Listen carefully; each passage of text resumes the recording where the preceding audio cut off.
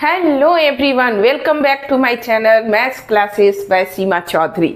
तो आ जाइए इस चैनल पर। अगर आपको मैथ से लगता है डर तो आपके सारे डाउट्स हो जाएंगे क्लियर और आपको हो जाएगा मैथ से प्यार। तो चलिए हम लोग आज क्लास 10 का चैप्टर 1 रियल नंबर स्टार्ट करने जा रहे हैं। तो रियल नंबर को पढ़ने के पहले हम उन सारे नंबर्स को रिकॉल करेंगे जो इससे पहले हम लोग पढ़ चुके हैं। तो आप बचपन से पढ़ते चले आ रहे हैं नेचुरल नंबर्स। नेचुरल नंबर जो होते हैं वो 1 से स्टार्ट होते हैं, 1 2 3 4 5 एंड सो ऑन, ये इन्फिनिटी तक ये नंबर चले जाते हैं। तो इन सारे नंबर के कलेक्शन को हम कहते हैं नेचुरल नंबर और इसको कैपिटल N से डिनोट किया जाता है। क्लियर। Next, whole number. एक मेंबर जीरो जब इस नेचुरल नंबर में एक्स्ट्रा आ जाता है तो उस कलेक्शन को हम कहते हैं whole number and it is denoted by capital W। आपने देखा कि पॉजिटिव नंबर है, जीरो है, और उसके बाद निगेटिव नंबर का भी कॉन्सेप्ट जब आया तो ये सारे होल नंबर और नेचुरल नंबर में जब निगेटिव आप लगा देते हैं, मतलब कि सारे होल नंबर और निगेटिव ऑफ नेचुरल नंबर्स जब एक जगह हम कलेक्शन बना लेते हैं तो उसको हम लोग कहते हैं इंटीजर्स और इस कलेक्शन का नाम हम लोग देते हैं कैपिटल Z। और अब बारी आती है रेशनल नंबर की। तो रेशनल नंबर भी आप क्लास 9 में भी पढ़े और उससे लोअर क्लास में भी आप पढ़ चुके हैं कि what are rational numbers. Those numbers which can be represented in the form of p by q where p and q are integers and q not equal to 0। ये आपको सारी बातें पता है, क्लास 9 में ऑलरेडी आप पढ़ चुके हैं। और अब एक इरेशनल नंबर, इसे भी आप क्लास 9 में पढ़ चुके हैं कि व्हाट आर इरेशनल नंबर। जैसे जो नंबर रूट से बाहर नहीं आते हैं, √2, √3, √5, √7, ये सब क्या होते हैं? इरेशनल नंबर होते हैं। तो इतने सारे नंबर के बारे में तो आप पहले से जानते हैं। रियल नंबर के बारे में भी आपने 9 में थोड़ा बहुत पढ़ा होगा, लेकिन अभी क्लास 10 में हमारा पहला चैप्टर है रियल नंबर, तो थोड़ा उस पर हम लोग फोकस करेंगे कि रियल नंबर आखिर है क्या। तो आपको इस चैप्टर में मेनली क्या पढ़ना है? Real number. और आप देख रहे हैं कि रियल नंबर क्या है? Combination of rational number and irrational number. तो आप कहेंगे कि क्या मैम केवल रेशनल और इरेशनल ही रियल नंबर होते हैं? अगर आपसे कोई पूछे कि क्या नेचुरल नंबर रियल नंबर होते हैं तो आपका क्या जवाब होगा? आपका जवाब होगा हाँ। क्यों? क्योंकि every natural number can be represented in the form of rational number. जैसे नेचुरल नंबर आपका 4 है, आप उसको 4/1 लिख सकते हैं p/q के फॉर्म में। तो सारे नेचुरल नंबर जो है हमारे रेशनल नंबर है, सारे होल नंबर हमारे रेशनल नंबर हैं और सारे इंटीजर्स भी हमारे रेशनल नंबर हैं। तो ये रेशनल नंबर हुआ। और इरेशनल आप जानते ही हैं, √2, √3, √5, ये सारा कुछ है। तो इन दोनों का जो कॉम्बिनेशन जब होता है तो एक बड़ी सी फैमिली बनती है और उस फैमिली को हम लोग कहते हैं रियल नंबर। तो रियल नंबर आपने देखा कि combination of rational and irrational. अब एक दूसरा डिफिनीशन भी सुन लीजिए। मान लीजिए आपसे कोई पूछे तो आप ये तो बोलेंगे ही, लेकिन और भी बातें आपको पता होनी चाहिए कि जैसे रेशनल नंबर है, आपने उसको नंबर लाइन पर रिप्रेजेंट करना सीखा।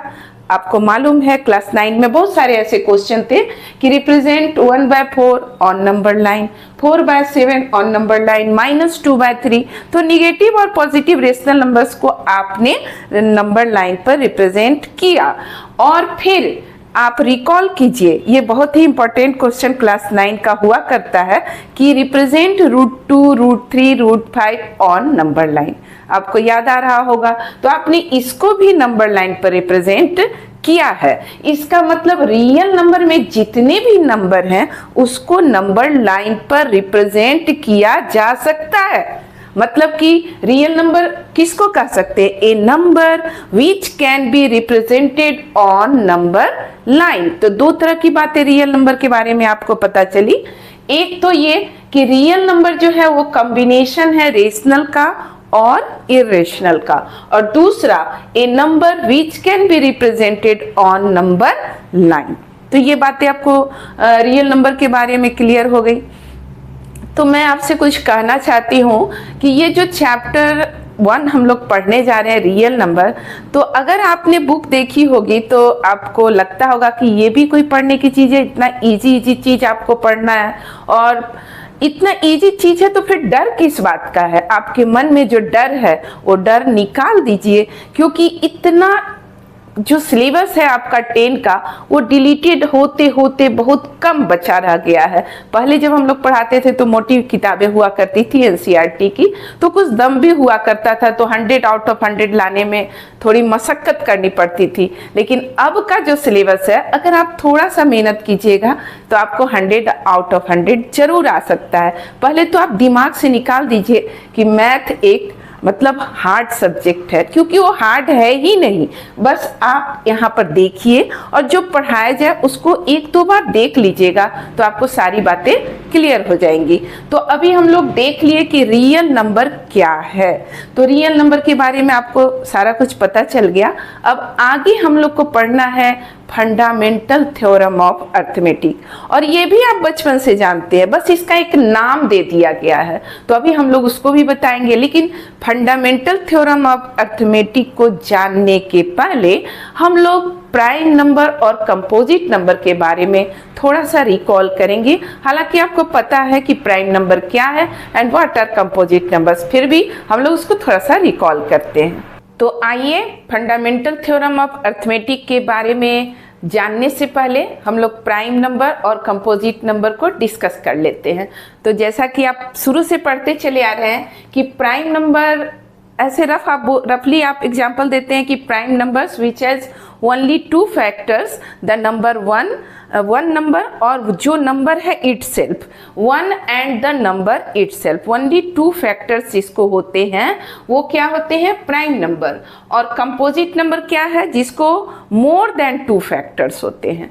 एज फॉर एग्जाम्पल कुछ ले लिया जाए, जैसे कि आप लेते हैं 2, तो 2 का कितना फैक्टर होगा? 2 फैक्टर का मतलब पहले क्या होता है कि जो जिससे ये डिविजिबल हो। फैक्टर्स ऑफ 2 आर क्या होगा? कौन कौन किससे किससे 2 डिविजिबल होगा? 1 से, और द नंबर इटसेल्फ 2 से ये डिविजिबल होगा। तो इसके पास कितने फैक्टर हुए? केवल 2 फैक्टर हुए। इससे 2 क्या हुआ? प्राइम नंबर है। 2 क्या हो गया आपका? Prime number. तो 2, उसके बाद आप क्या ले सकते हैं? 3। क्या आप 4 ले सकते हैं? चलिए हम लोग 4 को करके देखते हैं। 4 को जब हम करेंगे तो ये किससे किससे डिविजिबल होगा? फैक्टर्स जिससे डिविजिबल हो वो फैक्टर कहलाता है। तो फैक्टर्स ऑफ 4 क्या क्या होंगे? आर 1 से भी डिविजिबल है, 2 से भी 4 डिविजिबल है, 4 से भी 4 डिविजिबल है। अरे भाई इसके तो 3 फैक्टर हो गए। तो जिसके मोर देन 2 फैक्टर होंगे वो तो प्राइम हो ही नहीं सकता है। तो ये 4 जो है प्राइम नंबर नहीं है। ये कौन सा नंबर होगा? कंपोजिट नंबर होगा। ठीक है, तो 4 किसका एग्जाम्पल हुआ? कंपोजिट नंबर का एग्जाम्पल हुआ, क्योंकि इसके कितने फैक्टर हुए?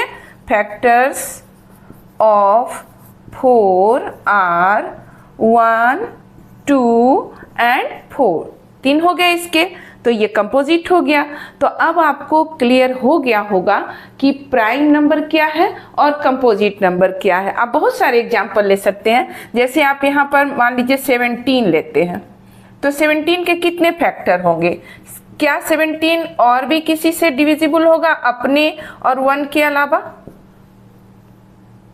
फैक्टर्स ऑफ 17 आर 1 एंड 17, क्योंकि इन दोनों के अलावा 17 किसी से डिवाइड हो ही नहीं सकता है। तो ये 17 भी क्या है? एक प्राइम नंबर है।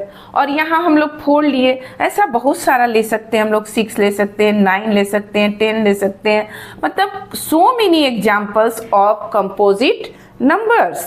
क्योंकि कंपोजिट नंबर में देखना क्या है कि इसको 2 से ज़्यादा फैक्टर हैं कि नहीं, यही चेक करना होता है प्राइम नंबर में और कंपोजिट नंबर में। प्राइम में 2 फैक्टर होने चाहिए और कंपोजिट में 2 से ज़्यादा होने चाहिए। ये सब बच्चों वाली बातें हैं, आपको सारी बातें पता है, बस मैं एक बार रिकॉल कर रही हूँ। तो अब हम लोग चलते हैं फंडामेंटल थ्योरम ऑफ अर्थमेटिक क्या कहता है। तो अब हम लोग देखते हैं कि फंडामेंटल थ्योरम ऑफ अर्थमेटिक क्या है।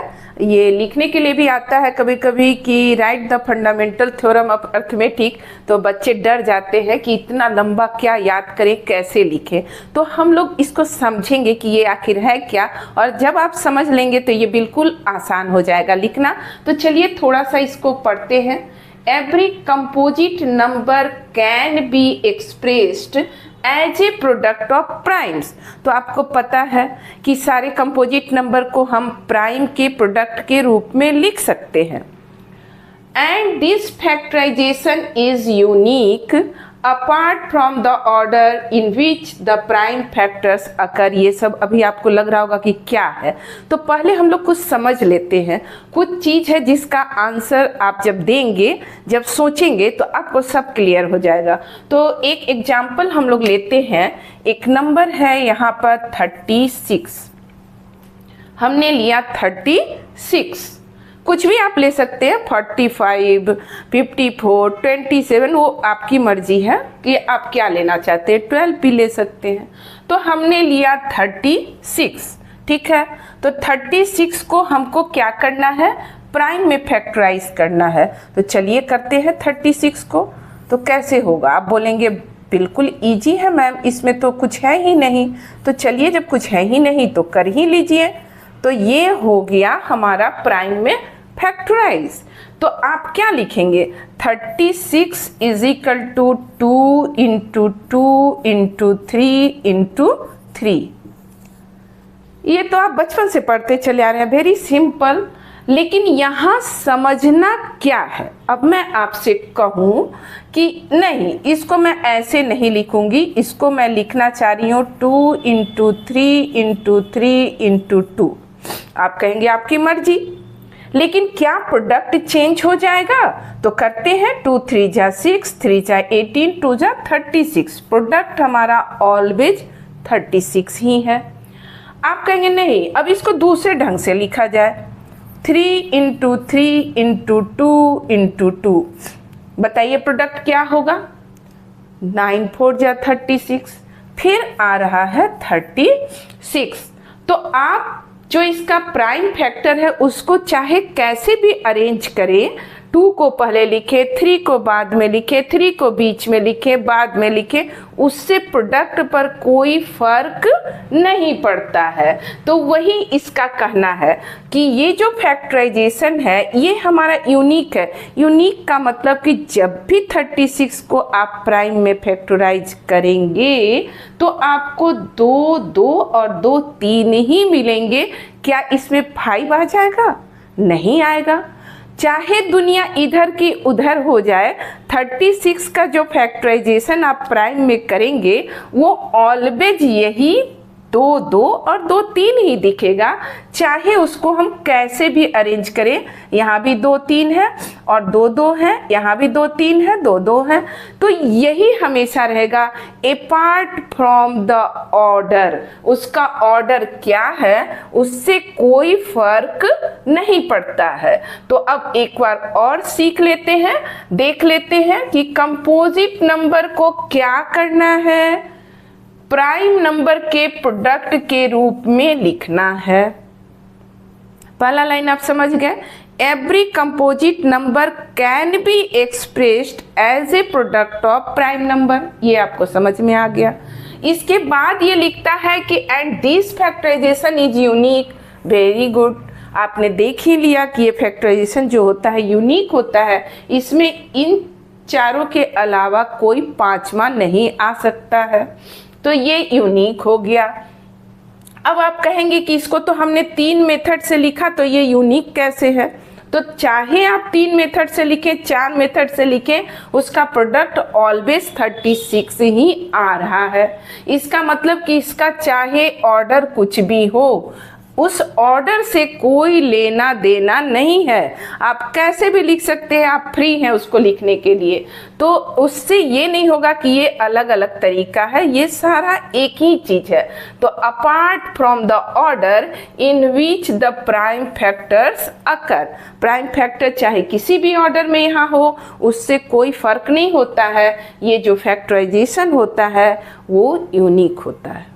तो एक बार आपको मैं फिर से याद करा दूं कि कैसे इसको आप याद करेंगे। तो क्या करना है, दिमाग में सोचना है कि कंपोजिट नंबर को किस में एक्सप्रेस करना है, as a product of prime. तो every composite number can be expressed as a product of prime. और फिर क्या होगा, ये फैक्टराइजेशन कैसा है भाई, तो ये फैक्टराइजेशन यूनिक है। और किससे इसका लेना देना नहीं है, तो ऑर्डर से इसका कोई लेना नहीं देना नहीं है। तो वही लिखा हुआ है, apart from the order in which the prime factors जो इसके हैं अकर करते हैं, उसके ऑर्डर से उसको कोई लेना देना नहीं है, वो हमेशा यूनिक ही होगा। तो वेरी सिंपल, एकदम इतना हल्का चीज है। तो अब आप इसको घर में इसको अपने मन से सोच सोच कर लिखने का कोशिश कीजिए कि फंडामेंटल थ्योरम ऑफ अर्थमेटिक क्या कहता है। जब आप सोच कर 2 बार लिखेंगे तो आपको ये याद हो जाएगा। और जब आप साथ में मेरे चलेंगे तो फिर 100 में 100 लाना कोई बड़ी बात नहीं है। बस यही है कि जो मैंने समझाया उसको आप 2 बार सोच कर लिखिए, याद करके मत लिखिए। समझिए कि किसको एक्सप्रेस करना है, कंपोजिट नंबर को किस में एक्सप्रेस करना है, प्राइम नंबर में। और ये फैक्टराइजेशन क्या होता है, तो यूनिक होता है। और इसका किससे लेना देना नहीं है, तो इसके ऑर्डर से, चाहे इधर है उधर है, उससे इसका कुछ लेना देना नहीं है। तो अब मुझे लग रहा है कि आपको क्लियर हो गया होगा। तो आप इसको जरूर 2 बार अपने मन से इसको लिखेंगे। तो ये हमारा हो गया। अब आगे चलते हैं, एनसीईआरटी बुक का एग्जाम्पल 1 देखते हैं। मैं सारे मतलब कि एक्सरसाइज के पहले जितने भी थ्योरम और एग्जाम्पल है सबको आपको डिस्कस करूंगी, ताकि आपको अंदर जो एक्सरसाइज है उसको बनाने में किसी का हेल्प लेने की ज़रूरत न पड़े।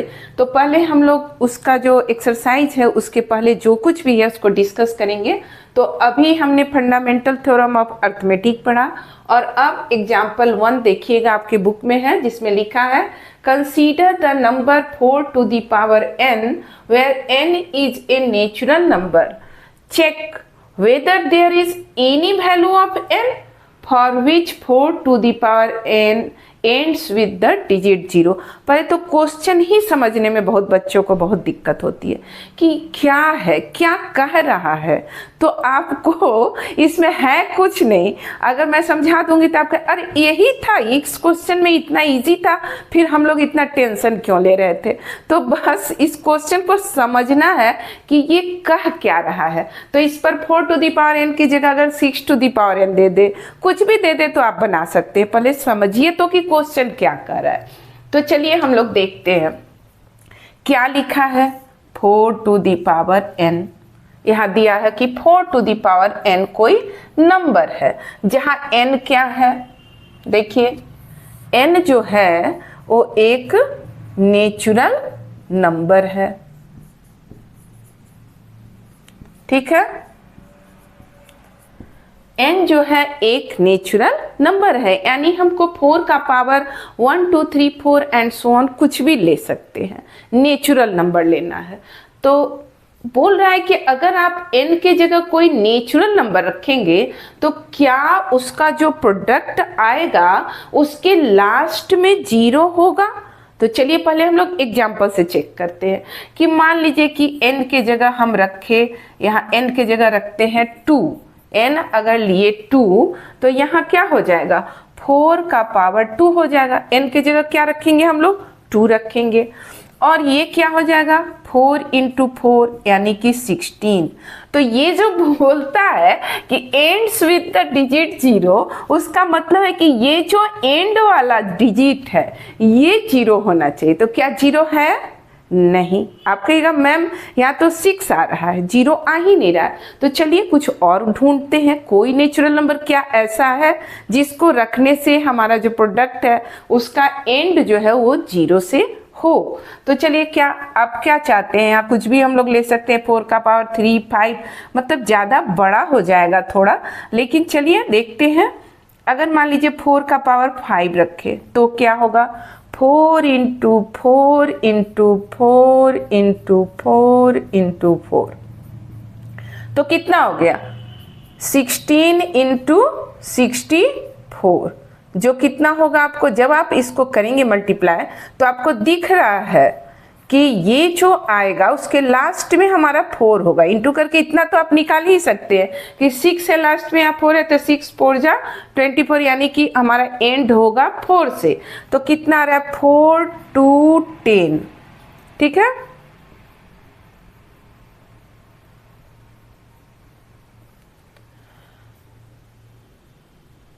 हो गया, तो ये हमारा यहाँ कितना आया 10 24। तो क्या यहाँ लास्ट हुआ 0 से, ये लास्ट हुआ 0 से, नहीं। तो हमने देखा क्या कि n के जगह जब 2 लेते हैं तो 4 टू दी पावर 2 तो 16, यानी यहाँ 0 से एंड नहीं हुआ। n के जगह 5 लिए 4 टू दी पावर 5 तो ये आया 1024, यहाँ भी 4 आ गया लास्ट में, 0 तो आया ही नहीं। तो आखिर ये जो बेस है हमारा, इसमें ऐसा क्या होना चाहिए कि वो 0 से एंड हो जाए। अब उस प्रॉपर्टी को हम लोग जरा चेक करते हैं। तो मान लेते हैं कि अगर कोई नंबर है 20, तो आप क्या लिख सकते हैं इसको, 2 इंटू 2 इंटू 5 लिख सकते हैं 20 को। तो 20 जो है इसका हम कोई भी पावर लेंगे तो क्या आएगा, 2 लेंगे तो 400 आएगा। 20 का पावर अगर हम लोग 2 लिए तो ये आता है 400। ये किससे एंड हो रहा है, आप देख रहे हैं किससे एंड हो रहा है, 0 से एंड हो रहा है। तो इसका मतलब है कि 0 से एंड होने के लिए बेस में क्या प्रॉपर्टी होना चाहिए, ये बेस है ना हमारा, ये जो है ये बेस है नीचे वाला, और ये एक्सपोनेंट पावर हुआ। तो ये जो बेस है उसमें 2 और 5 जरूर होना चाहिए। मतलब कि बेस जो है उसमें 2 और 5 आना ही चाहिए, चाहे मतलब जितना बार आ सकता है कोई दिक्कत नहीं है, लेकिन कम से कम एक बार 2 और 5 उसमें होना ही चाहिए। तो अब आपके दिमाग में क्या हो गया कि बेस अगर फैक्टराइज करने पर 2 और 5 उसमें प्रेजेंट है, उसके अलावा कुछ भी हो उससे कोई मतलब नहीं है, लेकिन 2 और 5 अगर वहाँ प्रेजेंट है तो उसमें अगर हम नेचुरल नंबर का कोई भी पावर यहाँ पर नेचुरल नंबर लेंगे तो वो हमेशा 0 से ही एंड करेगा, इसकी तरह। जैसे 20 का लिए 2 इंटू 2 इंटू 5 इसका हुआ, तो जब इसमें 2 और 5 चूंकि प्रेजेंट था तो इसका n के जगह जब हम 2 लिए, n के जगह यहाँ, तो क्या हो गया, ये 20 टू दी पावर 2 यानी कि 400, ये 0 से एंड किया। तो अब आपको समझ में आ गया होगा कि 4 को जब हम, अच्छा एक बात बताइए कि 4 को जब हम प्राइम फैक्टराइजेशन करेंगे तो क्या आएगा, उसमें आएगा 2 इंटू 2, 5 आएगा नहीं। क्यों, क्योंकि फंडामेंटल थ्योरम ऑफ अर्थमेटिक कहता है कि किसी भी नंबर, कंपोजिट नंबर का प्राइम फैक्टराइजेशन जो होता है वो यूनिक होता है। तो वो 2 और 2 के अलावा कुछ हो ही नहीं सकता है, 5 वहाँ पर है ही नहीं, 5 मिसिंग है।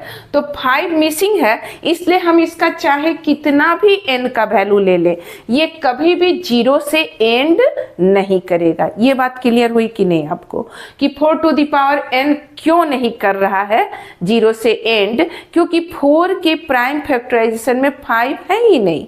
5 जब तक 2 और 5 दोनों नहीं होंगे एटलीस्ट 1 टाइम, तब तक उसका जो है हम लोग कोई भी पावर ले ले वो 0 से एंड नहीं करेगा। इतना तो आपको क्लियर हो गया। तो ये मैंने समझाने के लिए लिखा। अब आपको लैंग्वेज क्या यूज करना है उसको लिख लीजिए। आंसर जो आप एग्जाम में लिखेंगे ये तो आप समझ लेंगे, मेरा वीडियो आप जब चलाएंगे तो देखेंगे कि कैसे क्या मैंने समझाया है, लेकिन आंसर तो आपको लैंग्वेज में देना है। ये 2 या 3 मार्क्स में ये क्वेश्चन आता है, बहुत इंपॉर्टेंट है ये क्वेश्चन। हालांकि किसी क्वेश्चन में कोई दम नहीं है, लेकिन एनसीईआरटी बुक का एक एक क्वेश्चन बहुत इंपॉर्टेंट है, बहुत प्रीसियस है, इसलिए कुछ भी नहीं छोड़ना है, ना तो एग्जाम्पल और ना ही एक्सरसाइज का क्वेश्चन।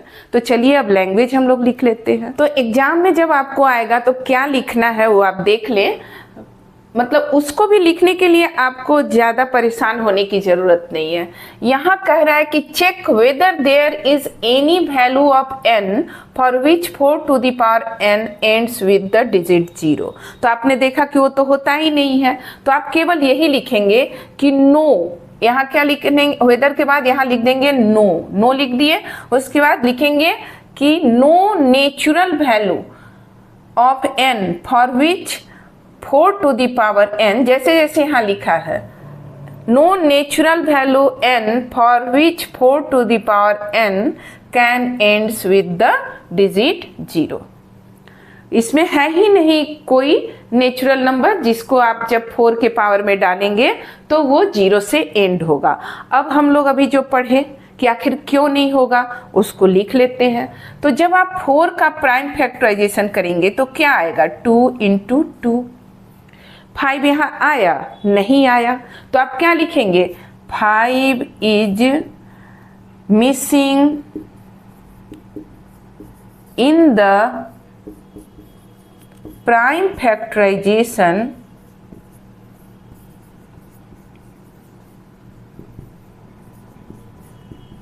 ऑफ 4। 4 के प्राइम फैक्टराइजेशन में क्या है, 5 मिसिंग है।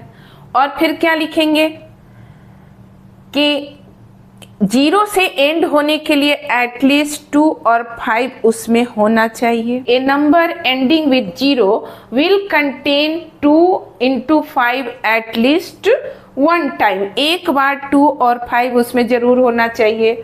और फंडामेंटल थ्योरम ऑफ अर्थमेटिक क्या कहता है कि प्राइम फैक्टराइजेशन जो होता है यूनिक होता है। तो 4 का प्राइम फैक्टराइजेशन 2 इंटू 2 के अलावा कुछ हो ही नहीं सकता है। तो हम लोग लिखेंगे by fundamental theorem of arithmetic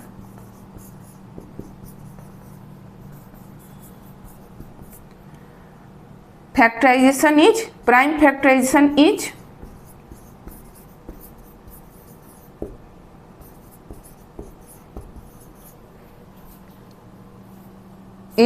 unique.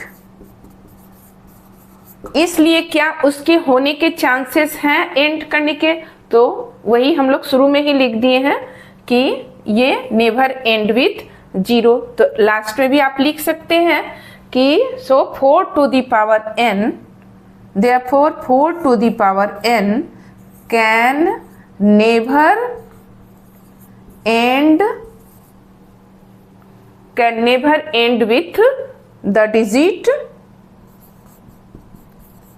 0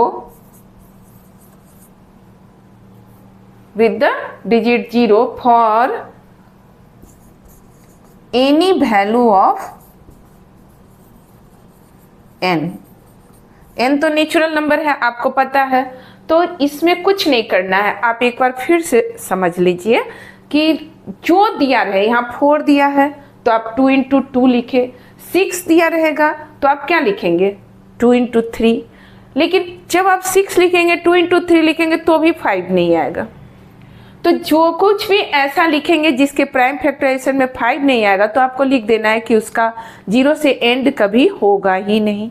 तो यहाँ 4 टू द पावर n है, 2 into 2 to the power n लिखे, 5 is missing in the prime factorization of 4। A number ending with 0 will contain 2 into 5 at least 1 time. And by fundamental theorem of arithmetic ये जो prime factorization है ये unique है, and therefore 4 to the power n can never end with the digit 0 for any value of n। Clear है? आज हमने क्या क्या डिस्कस किया, सारे नंबर्स के बारे में देखा हमने, और फिर रियल नंबर, और फिर हमने फंडामेंटल थ्योरम ऑफ अर्थमेटिक देखा, प्राइम नंबर, कंपोजिट नंबर, और एक एग्जाम्पल 1 हमने डिस्कस किया। अब 3 और एग्जाम्पल है जो नेक्स्ट क्लास में हम लोग डिस्कस करेंगे। आज के लिए इतना ही काफ़ी है, तो फिर मिलते हैं नेक्स्ट वीडियो में उन तीनों एग्जाम्पल्स के साथ।